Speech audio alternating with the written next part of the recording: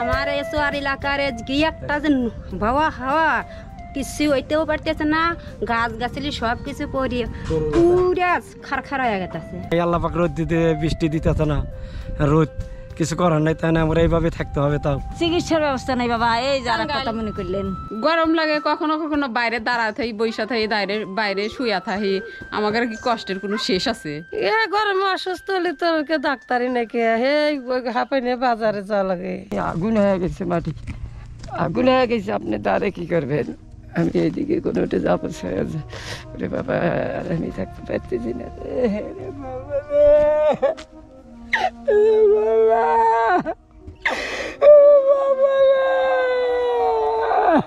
কাকা কান্না করতেছে শুধু গরমে। উনি এক জোড়া জুতা কিনবে, সেই জুতার টাকা নাই। এখান থেকে প্রায় 4-5 কিলোমিটার হেঁটে নদীর পাড়ে যেতে হবে। মানে আমি দেখে আমার কলিজাটা ফেটে যাচ্ছে। সংসার কষ্ট হয় না আমার, কি করবো? কষ্ট সুখ কি আমার কেউ দুই মতো মানুষ আছে শোনারে, দুই মতো মানুষ।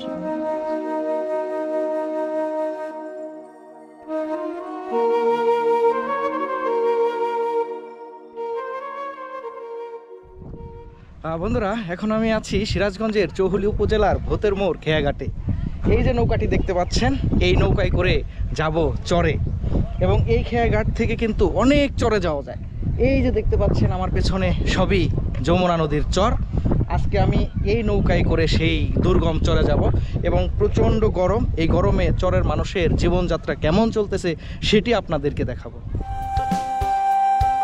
এই যে ঘাটটি দেখতে পাচ্ছেন, এটি সিরাজগঞ্জের চৌহুলি উপজেলার ভোতের মোড় খেয়াঘাট। এখানে আসলে চোখে পড়বে প্রতিদিন চরের সহজ সরল মানুষগুলো কেনাকাটা, হাট বাজার, চিকিৎসা এবং বিভিন্ন প্রয়োজনে দুর্গম বালুচর এবং নদী পাড়ি দিয়ে যেতে হয় শহর কিংবা গঞ্জে।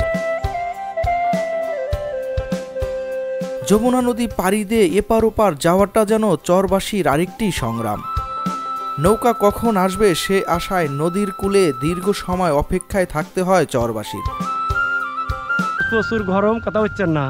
আমরা চরের দিকেই থাকি, ওই পাত্রালে আছি আমরা, তারপরে সাফাইনিয়া, তারপরে হলজানা, তারপরে এলে পাঁচুরিয়া, তারপরে সোলের বাজার, পাত্রাইল বাজার। এখানে খুব গরম ভাই, আমরা খুব কষ্টের মধ্যে আছি এখন বর্তমান। কষ্টের সমস্যা তাকে খুব সিরিয়াসের অবস্থায়, কি আমি আমাদের তো নদী লালার জায়গা, আমাদের যাতায়াত তো ভালো না। এখন যে অবস্থা আল্লাহ পাক রাখে, তারপরে তো কিছু বলার নাই। আল্লাহ পাক রোদ দিতে বৃষ্টি দিতেছে না, রোদ কিছু করার নাই, তাই না আমরা এইভাবে থাকতে হবে। তাও আল্লাহ করাই রে শোনা, আল্লাহই বসবাস করায়। নদী এলাকা ভেঙে যায় না, আমাদের তো ওই রকমই নাই যে ভিতরে জায়গা জুগেল বাড়ি করবো।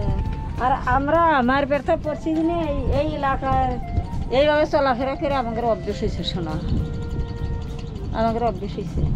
আল্লাহ যে হালালা এর হাজার শুকুর জারি, আলহামদুলিল্লাহ। আল্লাহ রাতে গেলে আল্লাহ কোন পর্যায়ে লাগবে সেই চিন্তা করি, আল্লাহ খুব সুখে রাখছে। বন্ধুরা, দেখতে পাচ্ছেন আছিয়া এবং রাবিয়া তার বাবার জন্য এই কনকনে রোদের মধ্যে ভাত নিয়ে গেছিল।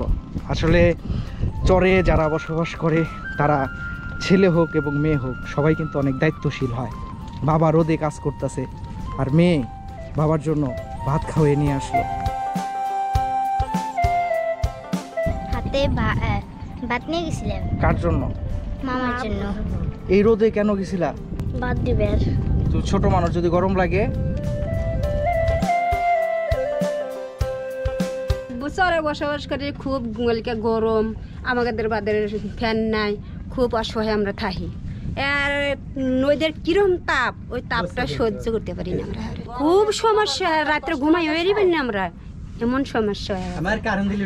আমার এসোয়ার এলাকার কি একটা যে বাবা হাওয়া কিছু হইতেও পারতেছে না, গাছ গাছালি সব কিছু পরিয়ে পুরা খারখার হয়ে গেছে। আমরা খেতে কাজ করি, এবার সহ্য করি না। কতক্ষণ খারাপ খাইল ওদের মধ্যে, কতক্ষণ পানিতে দাঁড়াইয়া থাকতে যাই। এই যে এখান থেকে গাছ উঠে ওই যে গাছালা বাড়ি ওখানে নেই, নিয়ে তাই লালন গাছ মাছ বাইরে বুড়িয়া গরুকে খাওয়া। আল্লাহ যদি বেসর দেয়, বেসে যদি 2-4 টেহা পাই, তাই এখানে কোনো রকম আল্লাহ যা খায় হাজার শুক্রিয়া খাওয়ায়। চিকিৎসার ব্যবস্থা নেই বাবা, এই যারা কথা মনে করলেন। এই যে দাঁতের ব্যথাতে রমজান মাসে একটা মাস রোজা রাখছি, তারপর পরই দাঁতের ব্যথা শুরু হয়েছে।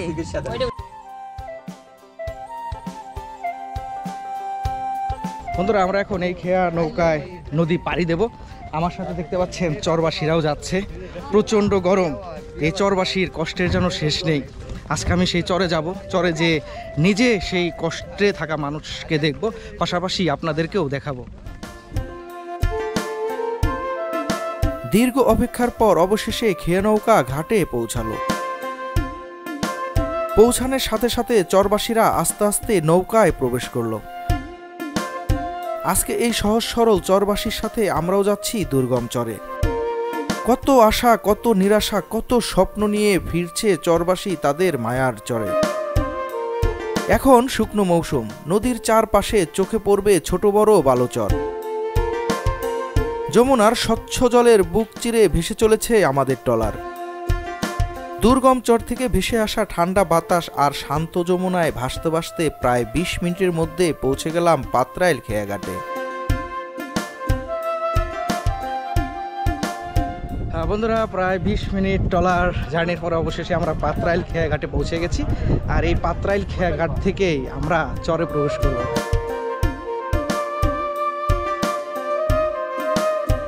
বন্ধুরা দেখতে পাচ্ছেন ঘোড়ার গাড়ির মধ্যে কত সুন্দর বিছানা করে দিছে, যাতে ঘোড়ার গাড়িতে যারা এই দিক থেকে ওই দিকে যাবে, যারা ঘোড়ার গাড়িতে এক চর থেকে আরেক চরে যাবে, তারা যেন একটু শান্তিতে যেতে পারে, এর জন্য ঘোড়ার গাড়িতে বিছানা করে দিছে। আর ঘোড়ার গাড়িতে তো এমনিই ঝাঁকি লাগে অনেক বেশি, রাস্তা ভালো না থাকার কারণে। আসলে এই যে ঘোড়ার গাড়িতে বিছানা, এটি আসলে আমি এই চরে এসেই দেখতে পেলাম, অন্যান্য চর এরকম দেখা যায় না। প্রচণ্ড গরম বাতাস আর শুকনো বালুর মাঝ দিয়ে ছুটে চলেছি আমি এবং অনেক। বন্ধুরা শুকনো বালি দিয়ে মোটর সাইকেল নিয়ে যাচ্ছি। মোটর সাইকেল চালানোও অনেক কষ্ট হচ্ছে অনেকের। আসলে প্রচণ্ড গরম, আর এতটাই গরম বাতাস যেন মুখে আসলে মনে হচ্ছে হিটারের যে তাপমাত্রা, যে হিটারের বাতাস, সেরকম বাতাস মুখে লাগলে যেরকম অনুভূতি হয়, এখানকার বাতাসও কিন্তু ওই রকম মনে হচ্ছে যে চতুর্দিকে হিটার লাগানো আর হিটারের বাতাস সরাসরি মুখে লাগতেছে। চারপাশে তাকালে চোখে পড়বে প্রচণ্ড গরম, আর বৃষ্টি না হওয়ায় রোদের তাপে পুড়ে যাচ্ছে ফসলি জমি। বন্ধুরা দেখতে পাচ্ছেন প্রচণ্ড গরম আর শুকনো বালুচর, যার কারণে এখানে বাদাম চাষ করছে, বাদাম গাছ কিন্তু মরে যাচ্ছে গরমে। আর এই মুহূর্তে যদি এখানে বৃষ্টি না হয় তাহলে আস্তে আস্তে পুরা চরের বাদাম গাছ সব মরে যাবে। শুধু বাদাম গাছ নয়, এখানে যত ফসল বনছে সবই আস্তে আস্তে মরে যাবে।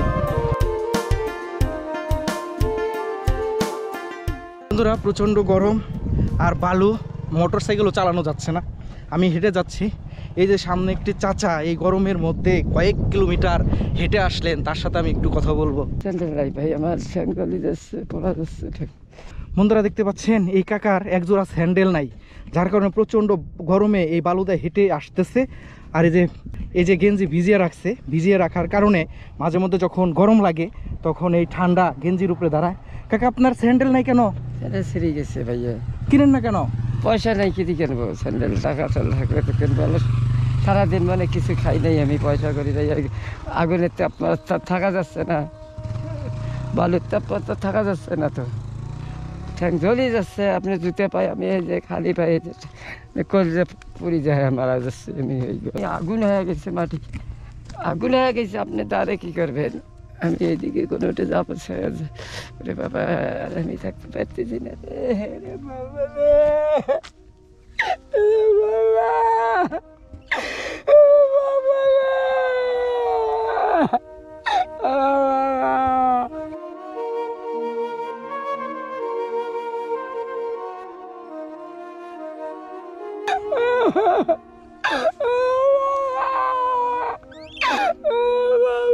কাকা আমি আপনাকে পৌঁছাই দেব, আমি আপনাকে পৌঁছাই দেব। কাকা আপনি কান্না করেন না, গরমে আপনি হাঁটতে পারবেন না, আমি আপনাকে পৌঁছাই দেব।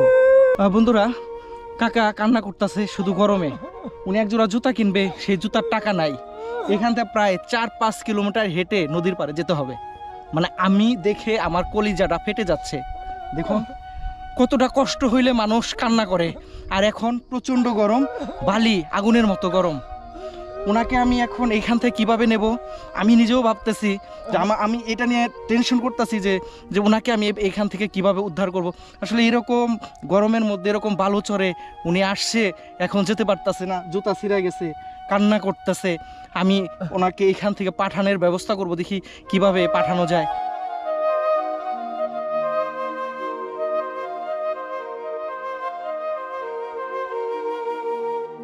কান্না করেন না, আপনাকে আমি জুতার টাকা দিয়ে দিতেছি। হ্যাঁ, গরম প্রচুর, কোনো ঠ্যাং পাতা যায় না গরমে, মাটি আগুন হয়ে গেছে, খাওয়া বোঝার নাই, সকাল থেকে কিছু খাই নাই। আসসালামু আলাইকুম রহমতুল্লাহ বারাকাতুহু।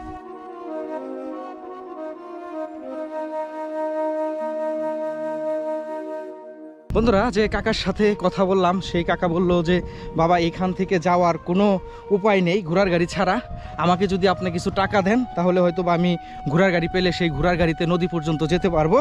এর জন্য ওনাকে আমি কিছু টাকা দিলাম যাতে উনি সে টাকা দিয়ে নদী পর্যন্ত ঘোড়ার গাড়িতে যেতে পারে।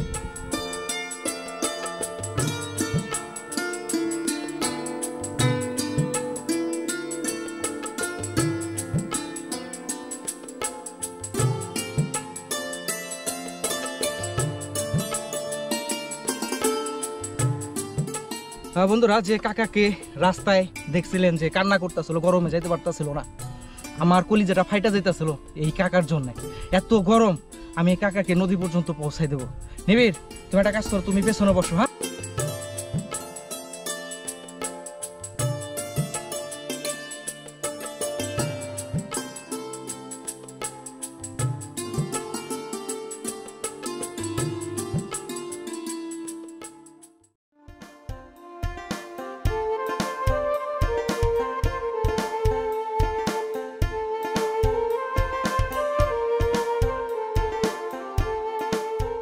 হ্যাঁ, বন্ধুরা, বালুচরের মাঝখানে 4-5টা বাড়ি দেখতে পাচ্ছি আমরা। এখন এই বাড়িতে প্রবেশ করব এবং এই গরমে এখানে যারা বসবাস করে তারা কি অবস্থায় বসবাস করে আসছে সে ব্যাপারে কথা বলবো। আল্লাহ গরিব মানুষের যে গতি এই গতি করা লাগে, আর কি করবো। গরম বাতাসের কারণে গরু আছে, কি কষ্ট আছে, খুব অনেকে দুঃখে পড়ে আছে। এই জায়গা নদীতে বাড়ি ভেঙে গেছে, ও অসহায় গরিব মানুষ আমরা, জমি জায়গা নিবের পারি না। দেই তো অনেকে শহরের দেশে যে গাছ নাই, গাছালি নাই, এটা বেসা দিয়ে বাগিয়ে দিচ্ছে, মানুষে পালতেছি, তাও রোদের কারণে ঘরে নেওয়া যায় না একবার। এই গরুটা কি আপনাদের? হ্যাঁ, বাগিয়ে দিছে, একজন কিনে দিছে, হেতে পালতেছি। আপনারা নিজের টাকা দিয়ে গরু কিনতে পারেন না? নিজের টাকা নাই আমার। টাকার চিকিৎসার লেখে কি আছে, বাচ্চা ঘরে তো লেখে ডাক্তার এ জায়গা তো একটু কমই আছে। এ গরমে অসুস্থ হলে তো ডাক্তারই নাকি, হে হাঁপাই নিয়ে বাজারে যাওয়া লাগে।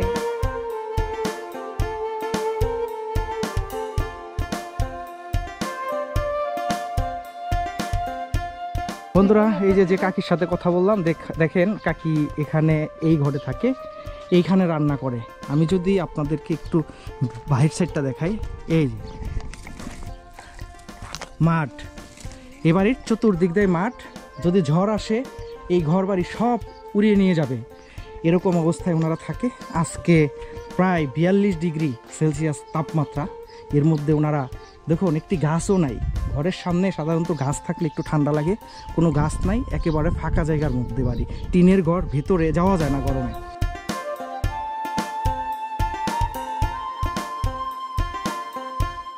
বন্ধুরা, দেখতে পাচ্ছেন যে আমি ফাঁকা একটি জায়গার মধ্যে আছি, সেইখানে একটি ঘরের বারান্দায় আছি আমি এখন। বারান্দার থেকে দেখতে পাচ্ছি পুরাটা ফাঁকা জায়গা এবং মাঝখানে কিছু কিছু বাড়িঘর আছে। কত সুন্দর লাগতেছে, বাতাসও আসতেছে, কিন্তু বাতাস প্রচণ্ড গরম, যার কারণে আমাদের অনেক গরম লাগতেছে, কিন্তু জায়গাটা দেখতে কিন্তু বেশ সুন্দর।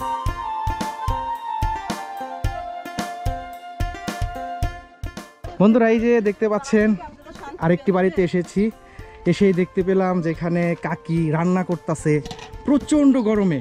এই যে দেখেন ফাঁকা জায়গা, এখন দুপুর 1:30 থেকে 2টা আনুমানিক বাজে, এর মধ্যে কাকি দুপুরে রান্না করতেছে। গরমের মধ্যে ফাঁকা জায়গা এখানে আল্লাহ রাখছে, আমাদের এখানে কষ্টর জীবন থাহাই লাগবো, কি করবো আমরা। আমাদের বাড়িঘর নদীতে ভাঙে গেছে, আমার তো বাড়িঘর নাই, আমরা এই ফাঁকা জায়গায় এসে রয়েছি। আমাদের বাড়িঘর নাই কে তো বিদ্যুৎ নাই তো আমাদের এই জায়গা বিদ্যুৎ কোয়ানে পাওয়া যাবে চরের ভিতরে কি কোনো বিদ্যুৎ আছে কোনো কিছু আছে চরের ভিতরে কি কারেন্ট আছে এখানে কোনো ব্যবস্থাই নাই এই জায়গা কোনো ব্যবস্থা নাই যে ফাঁকা চর মধ্যে চর দেখতেছেন না আপনারা এই জায়গা কি কিছু আছে তো আমরা এখানে আমাদের কি জায়গা আছে আমাদের তো কোনো জায়গায় স্থায়ী নাই থাকার জায়গা নাই বিলেই ফাঁকা জায়গা রয়েছি থাকার জায়গা থাকলে কি আর ফাঁকা জায়গা থাকলে আমরা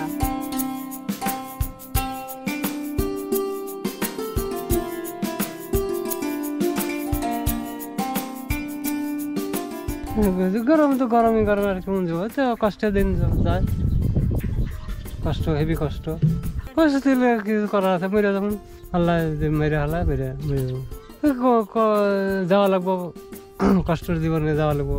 এখানে চিকিৎসার ব্যবস্থা কি আছে? আমার ঢাকা গেল এখান থেকে ঢাকা যেতে কত সময় লাগে? 5-6 ঘন্টা লাগে। 5-6 ঘন্টায় কি বাঁচানো সম্ভব কেউ অসুস্থ হলে? সম্ভব, যেটা না সম্ভব সেটা তো মরেই যায়, যেটা সম্ভব সেটা বাঁচে। চোর জীবন তো কষ্টই করা লাগবে। আমার জীবন মায়ের ফেরতা প্রতিদিনই কষ্ট, এই গরম এই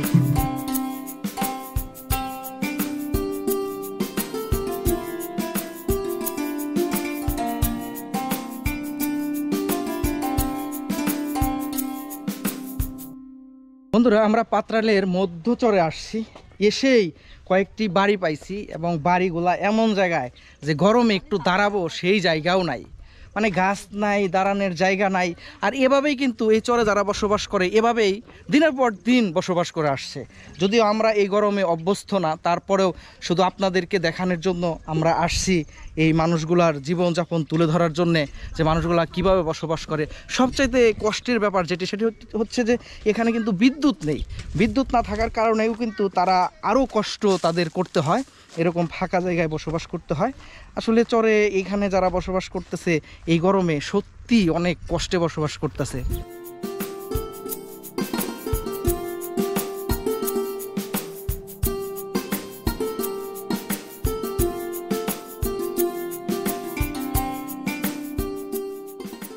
আমরা দরিদ্রর কারণে এই জায়গায় এসে, আমাদের কিছু নাই, নদী ভাঙনে সব কিছু চলে গেছে, জমি জায়গা যা কিছু ছিল সব কিছু চলে গেছে, নদীতে শেষ করে ফেলাইছে। এখন কি করবো, বাসা পোলাপান তো মানুষ করা লাগবে, বাসার তো প্রয়োজন আছে, এই কারণে এইভাবে এই জায়গায় আইছি। এইখানে কি করবো, একটা ছাগি বেরি গরু বছর দিলে পালবার পারি, তাতে যদি নিজেদের পোলাপান মানুষ করার জন্য কোনো লক্ষণ দাঁড়ায়। আচ্ছা, এই যে ফাঁকা জায়গার মধ্যে থাকেন, ঝড় বৃষ্টিতে তো আপনাদের সমস্যা হয়? হতে পারেই তো, ঝড় বৃষ্টিতে এবছরে এখনো হয় নাই, যার কারণে কোনো ক্ষতিবিধি হয় নাই। এমন পরিস্থিতি হয় কিছুই থাকে না, সব কিছুই উড়া নিয়ে যায়। কান্দা কাটিতে বলো, হাতের কাপড় থাকে না, কি অবস্থা। এক বছর আর আয়া যায় তেমন কিছু আরা যায়, ভাত পাওয়া কষ্ট, বুদ্ধি চাইলা ছিল তা ভিজে গেছিল, হেসে ইতুরিকে একটা চাউল ছিল, চাউলটা আরা গেছিল।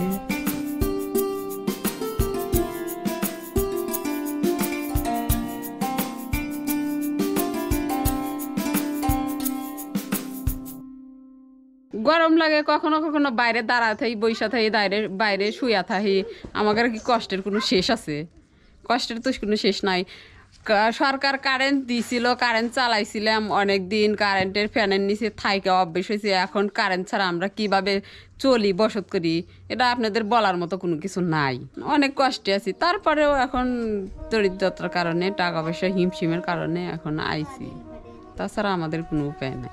কষ্টকে না আমরা সুখ মনে করে আমরা বসবাস করি, কষ্টকে কষ্ট মনে করি না, সবারই কষ্ট।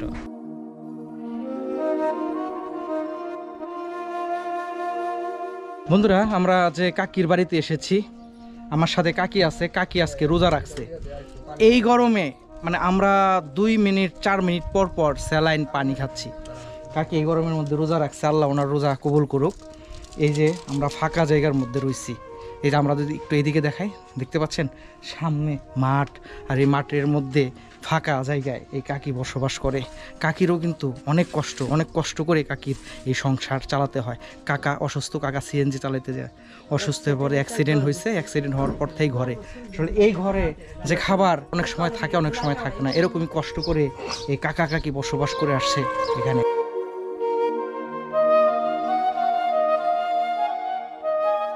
সংসার কিভাবে চলে? ওই যে একটা মেয়ে আছে, ওই যে এই যে নাতিন দেখতেছেন না, এই নাতিনের মা, একটা আর একটা ভাইও আছে, নাতিনের বাপ মারা গেছে, নাতিনের মায় গার্মেন্টসে থাকে শোনা, হেনখের কামাই করে খায়, হেঁতে সংসার চালায়। সংসার কষ্ট হয় না আমার, কি করবো? কষ্ট সুখ কি আমার কেউ দুই মতো মানুষ আছে শোনারে, কেউ দুই মতো মানুষ নেই। দিন যায় লাগ যায় না, আল্লাহ যে হালে লাগতেছে এই হালে আমরা থাকতেছি। কাকা 10 বছর ধরে তো কামাই করে না, একটাও কামাই করে না। খাবারে বর্তমানে এই বর্তমানে খাবার নাই আমার ঘরে।